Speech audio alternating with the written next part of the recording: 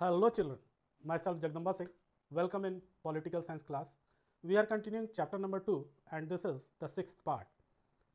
In previous video we have discussed that for a ideal society some contents are needed. But still some important questions remain.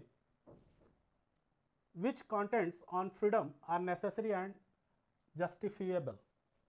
कौन से contents freedom पे लगाया जाए जो necessary हो और जस्टिफिएबल हो? ये क्वेश्चन बहुत इंपॉर्टेंट है और इसके बिना कंटेंट्स नहीं लगाए जा सकते।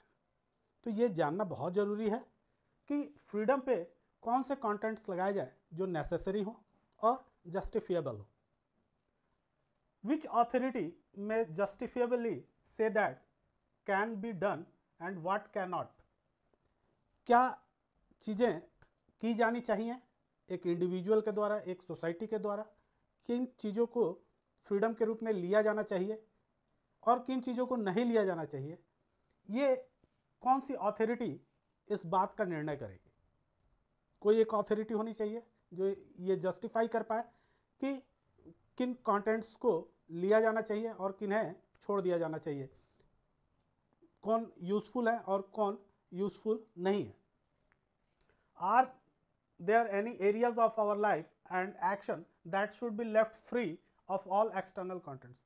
क्या हमारे जीवन में कुछ ऐसी भी चीज़ें हैं जिनको बिल्कुल फ्री छोड़ दिया जाए और उस पर कोई एक्सटर्नल कंट्रोल ना हो? क्या ऐसी भी कुछ चीज़ें हैं, ऐसी भी कोई स्थान है जहाँ कंटेंट्स ना लगाए जाएं, बिल्कुल उनको अछूता छोड़ दिया जाए बिना किसी रिस्ट्रिक्शंस के? टू आंसर दिस क्वेश्चंस, इन प्रश्नों के जवाब को पाने के लिए we have to address the issue of limits. तो इशू के लिमिट्स को देखना जरूरी है, उसके कॉम्पिटेंस और कॉन्सिक्वेंसेस को जानना बहुत ज़रूरी है कि उसके परिणाम क्या आएंगे। ये चीज़ें समझना बहुत ज़रूरी है और इसको समझाने का प्रयत्न जॉन स्टुअर्ट मिल ने अपने एक थ्योरी में किया, जिस थ्योरी को हम लोग हार्म प्रिंसिपल कहते हैं, जो जॉन स्टुअर्ट मिल द्वारा दी गई थी। तो आइए समझते हैं कि जॉन स्टुअर्ट मिल का ये हार्म प्रिंसिपल क्या कहता है। John Stuart mill wrote a book named On Liberty. In his book, he explained how contents should be imposed. और इस बुक में उन्होंने बताया कि कैसे कंटेंट्स को इम्पोज किया जाएगा।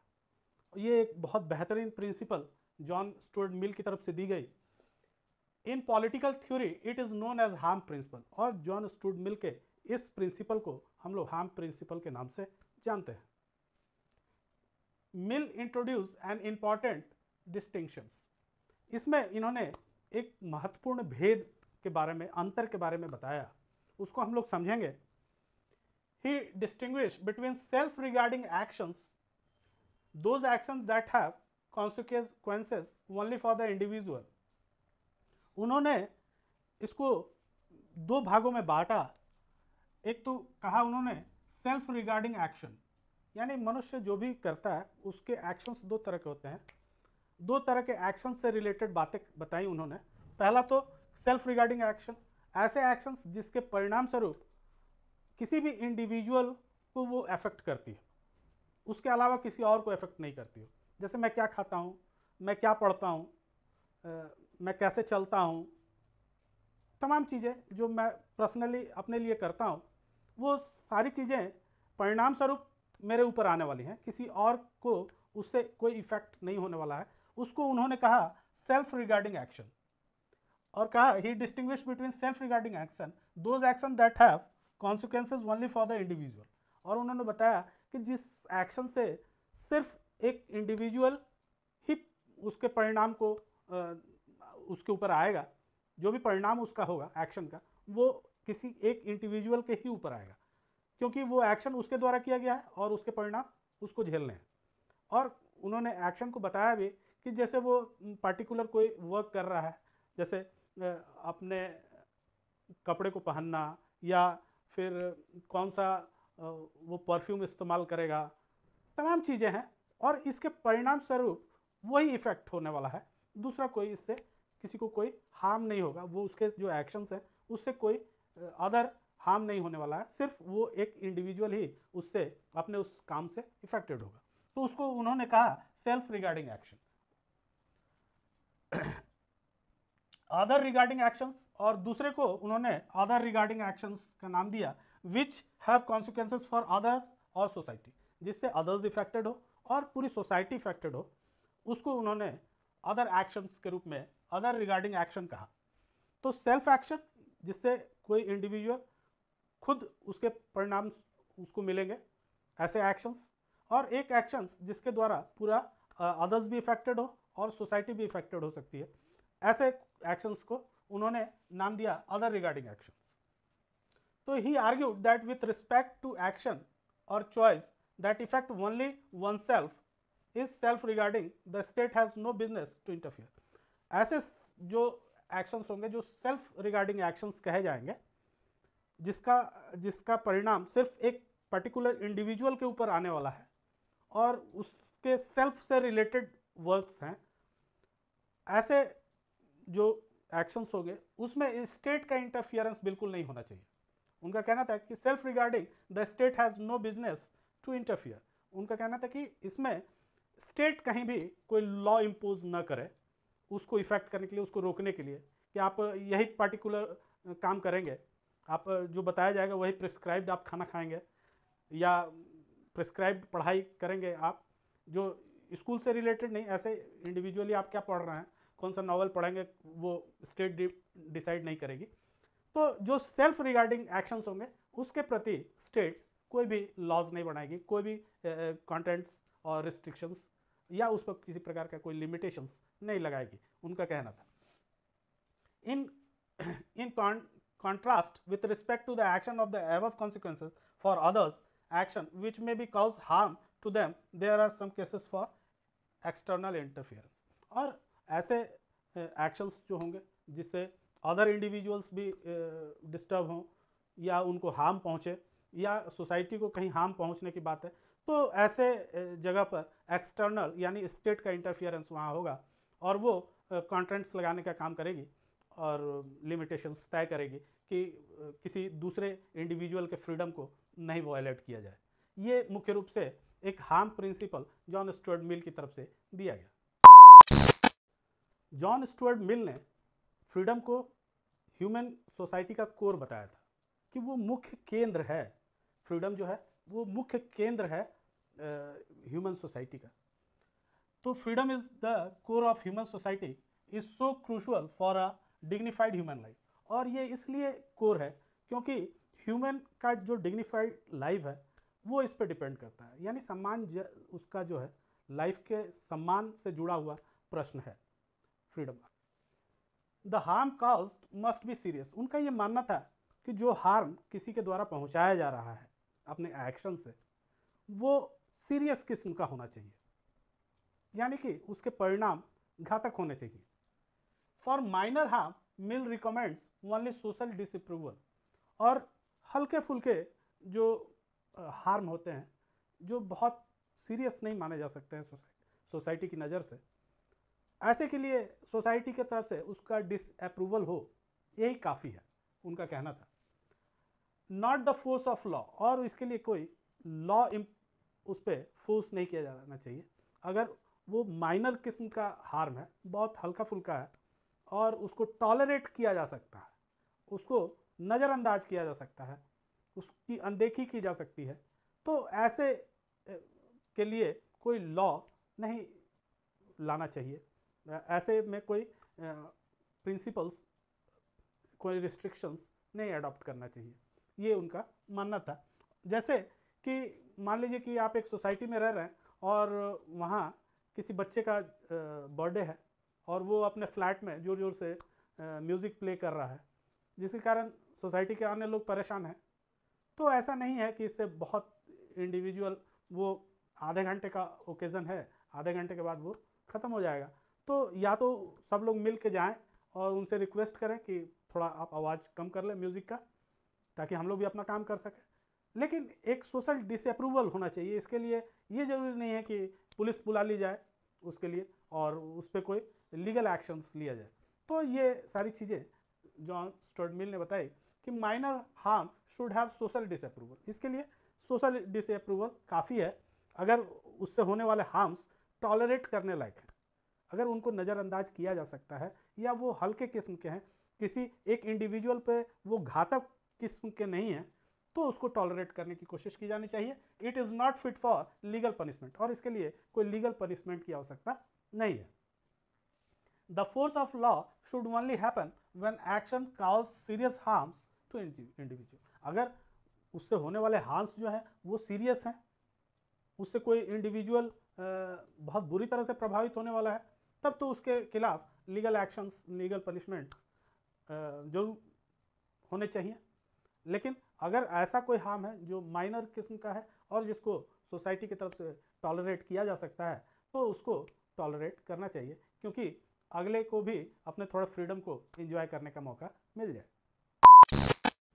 जॉन स्टुअर्ट मिल ने लोगों से कहा है कि आप हमेशा टॉलरेट करने के लिए तैयार रहिए, यानी कि आपके अंदर टॉलरेट करने की भावना प्रबल होनी चाहिए। People should be ready to tolerate different ways of life. लोगों के जीने के तरीके अलग अलग हैं, हर कोई एक ढंग से नई जिंदगी को जीता है, ये हमें समझना होगा।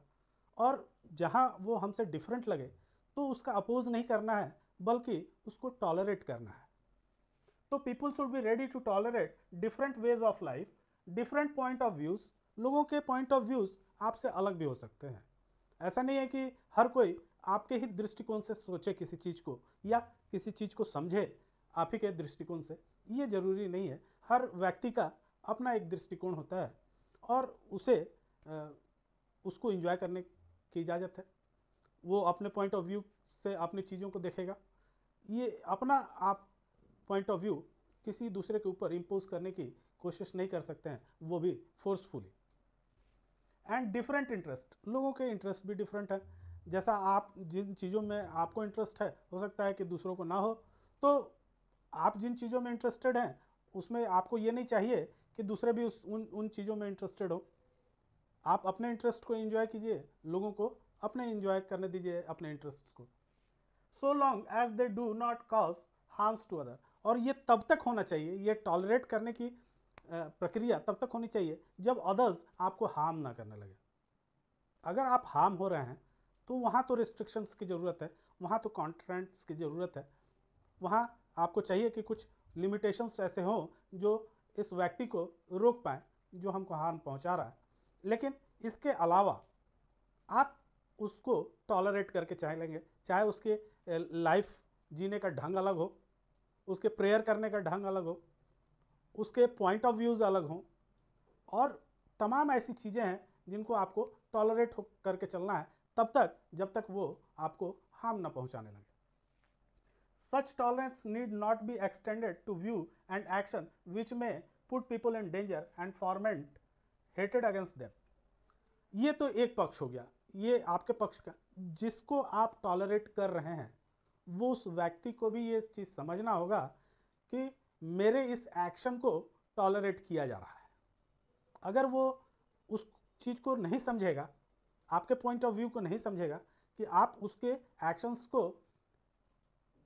टॉलरेट करके चल रहे हैं, तब तक तो ठीक है, लेकिन आपको इस बात को समझना पड़ेगा कि उसको कहाँ तक रखा जा सकता है, आप कहाँ तक वो व्यक्ति आपको टॉलरेट करेगा, इस चीज़ का ज्ञान आपके पास भी होना चाहिए। और इसको आप बहुत ज़्यादा एक्सटेंड नहीं कर सकते हैं। अगर आप बहुत ज़्यादा एक्सटेंड करते हैं तो हो सकता है कि वो व्यक्ति उससे डेंजर महसूस करने लगे और आप पर वो लीगल एक्शंस ले ले। ये चीज़ें हो सकती हैं। या फिर आपके प्रति वो घृणा का भाव रखना है, वो इतना आपने उसको प्रोवोक कर दिया कि वो आपके प्रति एक घृणा की भावना, हेटेड उसके मन में आ गया। तो ये चीज़ें उस हद तक नहीं होनी चाहिए कि कोई लीगल एक्शंस के लिए आपको आप किसी को मजबूर कर दें कि वो लीगल एक्शंस ले ले आपके अगेंस्ट, या आपसे घृणा करने लगे आपके एक्शन के चलते। तो यहाँ तक आप अपने एक्शंस को ना बढ़ाएं, ये भी ज़रूरी है। तो एक तरफ टॉलरेशन है और दूसरी तरफ इस बात की समझ होनी चाहिए हर इंसान में कि वो उस चीज़ को इतना ना एक्सटेंड करे, अपने जो अदर्स की तरफ से जिन बातों को टॉलरेट किया जा रहा है उनको बहुत एक्सटेंड करने की ज़रूरत नहीं है. We must make sure that the constant imposed are not so severe that they destroy freedom itself. और हम लोगों को इस बात को समझना चाहिए कि जो लगाए जा रहे हैं कॉन्ट्रेंट्स, जो इम्पोज किए जा रहे हैं कॉन्ट्रेंट्स, वो इतने सीवियर ना हो कि वो फ्रीडम को डिस्ट्रॉय कर दे. अब ये जो हम लोगों ने जाना है कि कॉन्ट्रेंट्स जो है वो मुख्य तौर पे गवर्नमेंट की तरफ से लगाए जाते हैं. जितने भी एक्सटर्नल कॉन्ट्रेंट्स हैं वो गवर्नमेंट की तरफ से लगाए जा रहे हैं. तो गवर्नमेंट को ऐसा नहीं होना चाहिए कि वो ऑथोरिटेरियन हो जाए. इसकी एक कमी बताई जाती है कि गवर्नमेंट जो है ऑथोरिटेरियन हो जाती है कभी कभी. तो गवर्नमेंट को भी इस चीज़ की समझ होनी चाहिए कि वो सिर्फ वहाँ पर लगाए जहाँ बिल्कुल ज़रूरी हो, और ऐसे जगहों पे उसको नहीं लगाना चाहिए कॉन्ट्रेंट्स को जहाँ उसकी ज़रूरत ना हो. इंडियन कॉन्स्टिट्यूशन में इसको रीजनेबल रिस्ट्रिक्शन कहा गया है. In Indian constitution it is use as a reasonable restriction. Reasonable restriction का मतलब क्या है? The restriction may be there but they must be reasonable. जैसा कि हम लोगों ने पहले भी पढ़ा है कि there must be some constraints to enjoy the freedom. अगर कॉन्ट्रेंट्स नहीं होंगे तब तो फ्रीडम को एंजॉय करना मुश्किल हो जाएगा सबके लिए. तो इसलिए कॉन्ट्रेंट्स तो होंगे, और ये कॉन्ट्रेंट्स कौन लगाएगा? गवर्नमेंट लगाती है. जो भी एक्सटर्नल कॉन्ट्रेंट्स है दे आर लीगल कॉन्ट्रेंट्स. वो रिस्ट्रिक्शंस लीगल होती हैं और वो कानून बना कर आती हैं, गवर्नमेंट के द्वारा फॉर्म की जाती हैं. तो the restriction may be there but they must be reasonable. लेकिन गवर्नमेंट को रीजनेबल रिस्ट्रिक्शंस लगाने चाहिए. हमारा कॉन्स्टिट्यूशन ये कहता है कि it must be reasonable restriction. ये रिस्ट्रिक्शंस रीजनेबल हो. रीजनेबल से क्या तात्पर्य है? It should be defended by reason. जो भी रिस्ट्रिक्शंस लगाए जाएंगे उसके पीछे एक तर्क होना चाहिए, एक रीज़न होना चाहिए, और वो रीज़न जो है वो रीजनेबल होना चाहिए. नॉट एक्सेसिव, वो बहुत ज़्यादा नहीं होना चाहिए, and not out of proportion, और वो प्रपोर्शन से ज़्यादा नहीं होना चाहिए. अगर इतना लगाना है तो इतना ही लगाना है, इतना नहीं लगाना है. कहने का तात्पर्य यह है कि जितनी ज़रूरत हो रिस्ट्रिक्शंस उतनी ही लगाना चाहिए, बहुत एक्सेसिव रिस्ट्रिक्शन ना हो उस पर. तो कहने का तात्पर्य है कि we must not develop a habit of imposing restrictions. यहाँ वी का प्रयोग गवर्नमेंट के लिए किया गया है, we the people of India, यानी government. We must not develop a habit of imposing restrictions, यानी गवर्नमेंट को ये हैबिट नहीं बनाना चाहिए कि हर चीज़ पर वो कोई रिस्ट्रिक्शंस लगाएगी लोगों के फ्रीडम पे.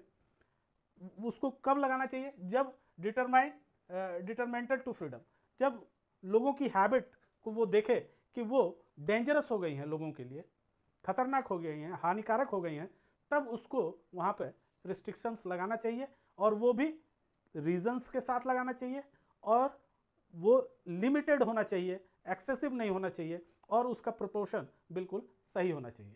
तो बच्चों, उम्मीद है आपको जॉन स्टुअर्ट मिल के द्वारा दिया गया हार्म प्रिंसिपल समझ में आया होगा. तो दोस्तों के साथ शेयर कीजिए, इसको लाइक कीजिए वीडियो को, और सब्सक्राइब करना मत भूलिए. Thank you.